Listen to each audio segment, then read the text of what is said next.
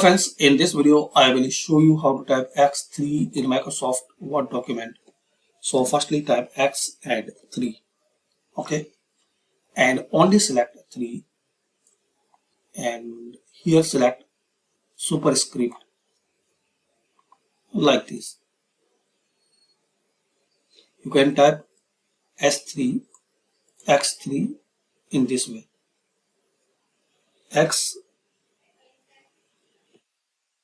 and 3, only select 3 and superscript. So thanks for watching. Comment this video useful for you or not.